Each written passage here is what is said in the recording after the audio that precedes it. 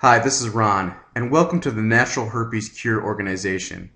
Approximately 45 billion individuals are infected with HSV-2, which is the virus that causes genital herpes, and the cases grow by the millions every single year, including HSV-1, which are oral herpes or cold sores.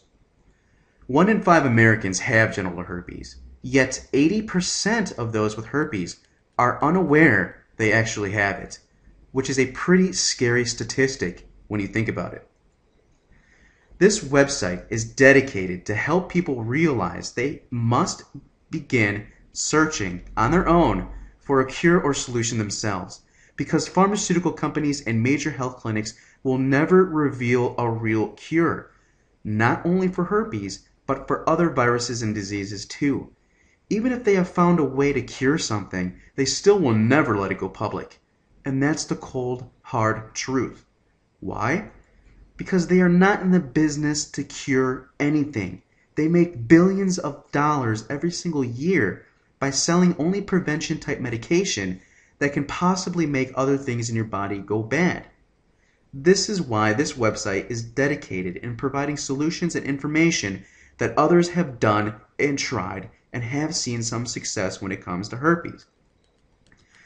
Now, if you enter your email to your right, you will get instant access to a report that gives you a list of foods that help fight against herpes and a list of foods that can possibly cause herpes outbreaks.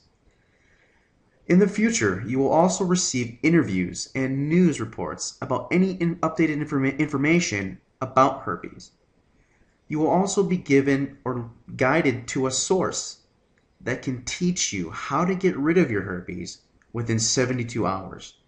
Go ahead and enter your email to the right and get instant access. We're now going to leave you with a short video clip from a senior pharmaceutical rep who's very well respected and reveals the truth about what we just shared with you here today. My name is Gwen Olson, and I am the author of Confessions of an RX Drug Pusher. I'm a 15-year veteran of the pharmaceutical industry, and I left in the year 2000. And what I would like to do today is I would like to dispel the myth that the pharmaceutical industry is in the business of health and healing.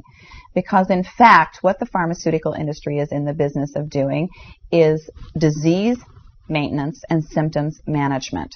They are not in the business to cure cancer, to cure Alzheimer's, to cure heart disease, because if they were, they would be in the business of putting themselves out of business, and that in fact doesn't make sense. I don't want people thinking that I am a conspiracy theorist, because in fact there is no theory behind what I'm telling you. It's all provable. And what I'm saying is provable is that the pharmaceutical industry doesn't want to cure people. You need to understand, specifically when we're talking about psychiatric drugs in particular, that these are drugs that encourage people to remain customers of the pharmaceutical industry. In fact, you will be told if you're given a drug such as an anxiolytic or an antidepressant or an antipsychotic drug that you may be on the drug for the rest of your life. And very frequently people find that they are on the drugs for a very long period of time, if not permanently, because they're almost impossible to get off of. Some of them can have very serious withdrawal symptoms, and most of them can have extremely serious withdrawal symptoms if they're stopped cold turkey, but some people even experience withdrawal symptoms when they try to titrate or they try to eliminate the drug little by little, day after day. So it's really important to understand the motivation behind all of the current maintenance drugs that are on the market, even, for example, drugs such as cholesterol-lowering drugs. And what we are in fact finding now is that cholesterol drugs are lowering cholesterol excessively and causing other disease states as a consequence. As pharma is funding the major TV stations, the advertising that supports those television stations, the major journals, and all of the advertising that supports the major journals, you just have to be commonsensical people and understand that the pharmaceutical industry makes 5 to 6 times the amount of money as any of the other Fortune 500 companies in the United States of America. They are not going to easily or readily give up that income. And we are, in fact, considered a human commodity. Our loved ones, our children, our elderly are considered cash cows that are preyed upon by pharmaceutical reps such as myself, who are encouraged to go in and build market shares without thinking about the consequences to patients, without knowing the misinformation that they are distributing, without being aware that the clinical data has been contrived, or that the patient populations have been cherry-picked, or that the side effects have been minimized and reported in such a manner that it doesn't present the information correctly. I spent 15 years in this industry. I was one of the best, but I'm here to tell you that the industry has run amok, that we are at a severe crossroads in this nation, and that we have got to take our power back, and we have got to start making the pharmaceutical industry accountable for their actions and for the defective products that they're putting on the market.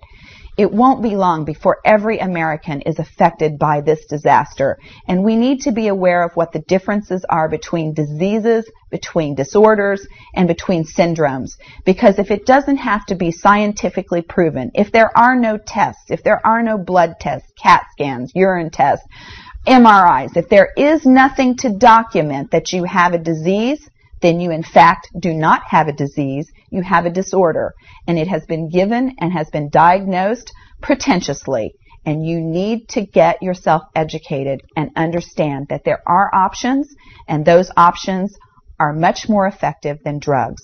You need to look into the nutritional aspects of your diet and your lifestyle aspects.